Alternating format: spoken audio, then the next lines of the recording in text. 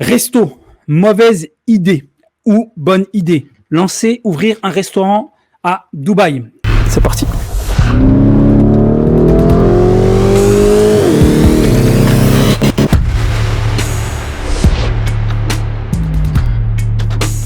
Et je vais vous expliquer tout dans le détail. Et ensuite, l'aventure commence. Bienvenue dans le business.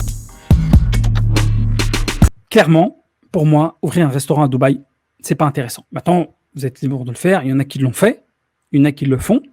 Mais moi, personnellement, je vous déconseille. Et j'ai une expérience dans la restauration. Je vous le déconseille même fortement à mon sens et je vais vous expliquer pourquoi. Je vais vous donner les arguments. Premier argument, qu'est-ce qui fait que ça marche la restauration à Dubaï, en France? Pourquoi la communauté musulmane, maghrébine, lance beaucoup de restaurants? Et pourquoi moi-même, je dis, ça reste un bon plan, ça reste un bon moyen de gagner de l'argent dans la restauration en France ou en Belgique, mais pas au Maghreb ou à Dubaï. Un des éléments, c'est que quand tu lances un business, si tu veux que ton business marche, il faut que tu crées une barrière à l'entrée. Une barrière à l'entrée qui fait que ça va, comment dirais-je, te protéger d'une grosse partie de la concurrence. Pas de toute la concurrence, mais d'une grosse partie de la concurrence. Si tu lances un business et il n'y a pas de barrière à l'entrée, tu es en risque, tu te mets en danger que n'importe quel business, n'importe quel concurrent vient t'attaquer. C'est pour ça que j'aime pas le type de business comme dropshipping, parce qu'il n'y a pas de barrière à l'entrée. Tu prends un produit, tu le revends, que tu as acheté à AliExpress, et finalement, ta seule barrière à l'entrée, c'est de dépenser sur les réseaux sociaux, Facebook en ad et Instagram pour vendre ton produit. Et après, il s'éteint parce que derrière, tu as le concurrent qui va faire la même chose, voire peut-être qu'il va avoir un peu plus de moyens dans la publicité. Il faut, à mon sens, bon business qui dure un minimum de temps, il faut un minimum de barrières à l'entrée. Tu vas me dire, mais c'est quoi la barrière à l'entrée dans du halal? Quand tu es en France, en Belgique ou en Occident, eh ben, McDo ne te concurrence pas. Pizza Hut ne te concurrence pas de manière directe. C'est-à-dire que le client que tu cibles, il ne va pas aller chez McDo ou à part pour manger un filet fish ou l'Hippopotamus ou la plupart des grandes chaînes.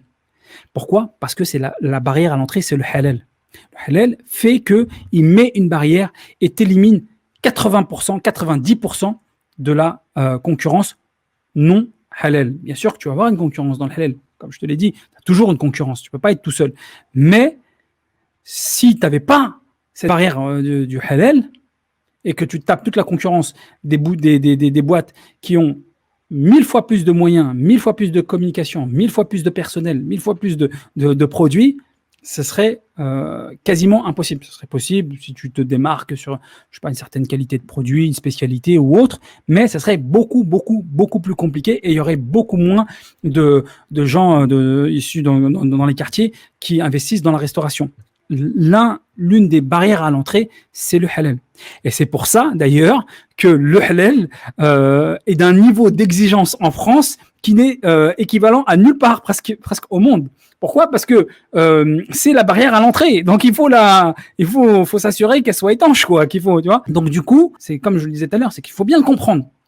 Et si tu passes à côté de ça, sur la restauration, eh ben, tu passes à côté de tout, en fait. Parce que c'est le halal qui te donne cet advantage, competitive advantage, cet avantage concurrentiel, comme on dit. Ok. Et d'ailleurs, je te donne un exemple, et je suis bien placé pour le savoir, c'est l'exemple de Quick. Quand Quick halal est passé au halal, c'était en quelle année? Je suis bien placé parce que moi, j'avais ouvert un autre restaurant et il s'est trouvé que juste quelques mois après, avant que j'ouvre d'ailleurs, j'avais signé, avant que j'ouvre, il y a le Quick halal d'Argenteuil qui s'est lancé et ça fait un carton plein. Il nous a coupé les jambes, littéralement. Parce que les gens faisaient la queue 1h30 devant le Quick halal, comme si, tu vois, qu'il y avait c'était le seul qui faisait des burgers. Et ça fait un carton plein. Et pas que, donc là, je te donne Argenteuil, mais je pense que tu l'as connu sur les autres villes. Et donc, c'est pour te donner, tu vois, un exemple. Le jour où la plupart de ces concepts, de grands concepts, passent en halal, certifié, validé, ainsi de suite, ça mettra un coût énorme. Et encore une fois, je l'ai constaté, hein, je peux te le confirmer à 100%, tu vois, malheureusement. Mais voilà. Donc ça, c'est un exemple pour que tu comprennes bien cette problématique-là. Même si il est vrai qu'aujourd'hui, depuis, je trouve que la gastronomie halal s'est énormément développée, c'est beaucoup enrichi, c'est à proposer beaucoup de variétés, c'est très vraiment bien développé. On se limite pas que voilà cet avantage concurrentiel.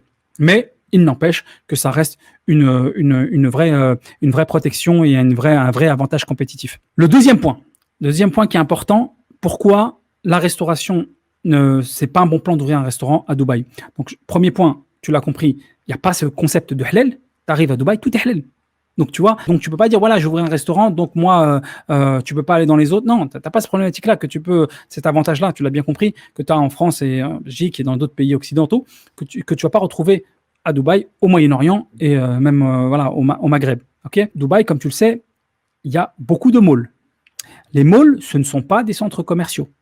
Pas comme nous, on l'entend. C'est pour ça qu'il faut toujours être très nuancé, faire des analyses précises et nuancées.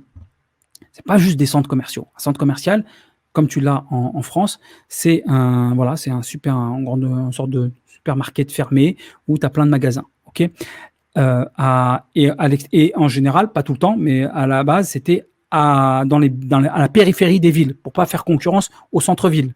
C'était comme ça que c'est mis en place ces centres-villes, les centres commerciaux, même si ça s'est développé un peu partout maintenant. À Dubaï, aux Émirats et à Dubaï, il fait très très chaud. C'est des centres de vie, parce qu'il y a une telle chaleur importante, 5 mois, 6 mois dans l'année, que tu ne vas pas passer beaucoup de temps à l'extérieur. Donc, finalement, si tu veux, les malls sont les centres de ville. Tu vois, quand en Europe, tu vas avoir un centre-ville où tu vas passer beaucoup de temps à l'extérieur, et quand il va pleuvoir énormément, tu vas avoir un peu plus de monde dans les centres commerciaux, tu vois, parce que voilà, c'est couvert. Eh ben, sache qu'à Dubaï, tu as 5 mois, 6 mois dans l'année où il fait très chaud, ok, où donc du coup, le centre d'activité, le centre de vie, c'est dans les malls. Donc ça, il faut bien le comprendre. Du coup, dans ces malls-là, tu as, pour que tu comprennes, tu as des services d'administration. Par exemple, tu vas avoir des notaires dans les centres commerciaux. Dans les centres commerciaux, tu as des notaires. Tu as des services d'avocats dans les centres commerciaux. Tu vas avoir des nurseries, du gardiennage pour enfants. Tu vas avoir des parcs. Par exemple, MOI, tu as même une station de ski, tu vois, et j'en passe. Tu as toutes les banques, enfin bref, j'en passe. Vraiment, tu as énormément d'activités dans ces malls-là. C'est parce que c'est pas des centres commerciaux. C'est vraiment comme l'équivalent de centre-ville. Parce que comme tu n'as pas justement ou très peu de centre-ville, eh ben, ils ont développé ça pour faire en sorte que les gens puissent être là toute l'année, passer toute l'année dedans et idéalement dépenser. Alors tu vas me dire, c'est quoi le rapport avec la restauration?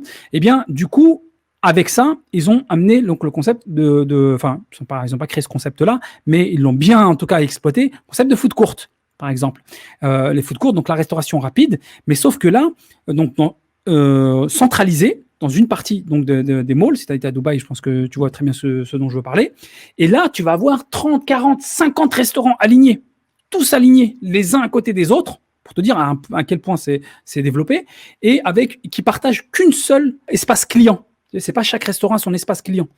Pour aller encore plus efficace, tu vois, c'est de dire, OK, ils t'ont aligné 30, 40 restaurants, tous alignés les uns à côté des autres. Tu te sers, tu prends celui que tu veux. Si t'es avec un groupe, il y en a un qui veut manger italien, l'autre il veut manger indien, l'autre il veut manger burger, l'autre il veut manger pizza, ainsi de suite. Tac, tac, chacun se sert et vous retrouvez, vous avez bloqué une table et vous vous retrouvez. Donc déjà, tout ça, tu vois, ça te fait une concurrence dingue parce que ça veut dire qu'en fait, tu as beaucoup de temps passé dans les centres commerciaux, dans les malls, et ces malls-là sont équipés de food court qui sont vraiment des usines voilà, de la restauration. Et tu l'as à la fois pour du food court, mais tu as aussi de la restauration traditionnelle où le restaurant a son espace propre aussi, mais là, tu montes en gamme. Donc ça, c'est un deuxième point qu'il faut bien aussi prendre en compte. Le troisième point, c'est qu'à Dubaï, tu as une offre internationale. C'est-à-dire que Dubaï, il faut bien le comprendre, c'est une marque de prestige. Okay, et du coup, toutes les branches toutes les enseignes veulent avoir une branche à Dubaï. Parce que c'est voilà, sur leur carte, ils vont dire voilà, on est, je sais pas, je vais dire n'importe quoi, à New York, à Tokyo, à Dubaï. Tu vois, c'est un prestige d'ouvrir une branche à Dubaï. Donc, si bien que tu vas retrouver énormément de cuisines, de restaurants dont tu n'as même jamais entendu parler de toute ta vie. et qui peut être excellente. Je pense notamment, lorsqu'on m'a présenté, j'ai fait une vidéo d'ailleurs avec 5 restaurants, une sélection de 5 restaurants à Dubaï. Je peux t'ajouter par exemple Din Thai Food, qui est une restauration taïwanaise, 3 étoiles Michelin à Taïwan, ok, et qui ont ouvert plusieurs branches, notamment au moins 2 à Dubaï. Okay, donc à MOI, dans le Mall of Emirates. Tu le retrouveras, il est juste à côté du cinéma. Celui-là, voilà, je kiffe le faire. Tu vas pouvoir avoir accès parfois à la restauration étoilée même. Tu vois, cette branche-là, par exemple, cette enseigne-là, à ma connaissance, en tout cas, elle n'existe même pas encore en France. Et ça, c'est vrai pour énormément d'anciennes, sud-africaines, japonaises, australiennes, et ainsi de suite, et ainsi de suite, ainsi de suite, brésiliennes. J'ai découvert, les gens me disaient, ouais, tu connais pas ce restaurant argentin, tu connais pas ce restaurant.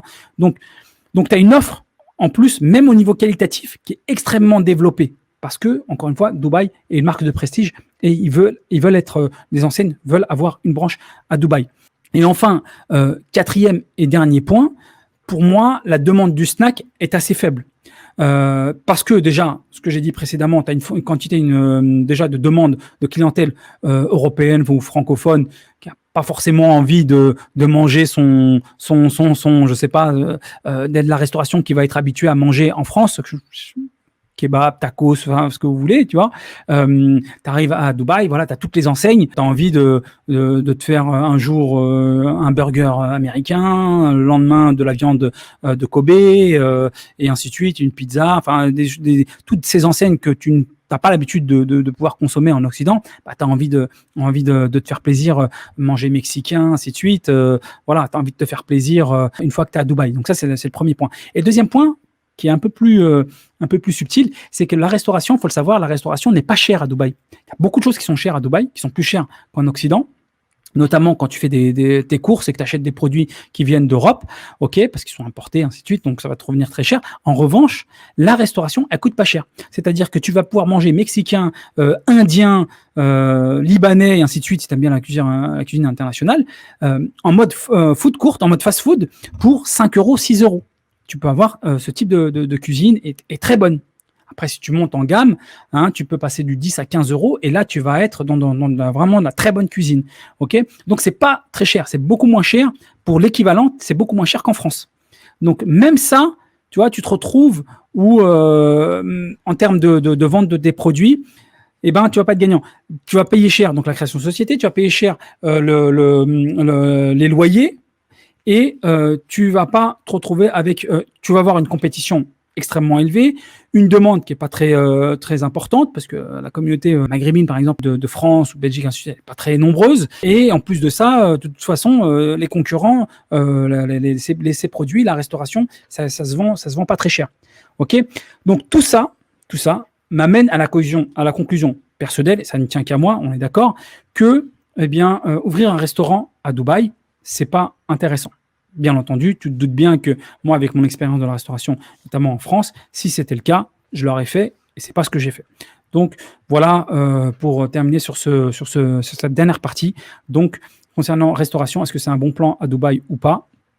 Tu as tous les éléments. Si tu veux en savoir plus, si tu veux gagner du temps, si tu veux gagner de l'argent en économisant, en n'investissant pas dans des mauvais business, j'ai fait un pack Dubaï. Il inclut les 3 formations, Dubaï Biz, Dubaï Job et Dubaï Imo.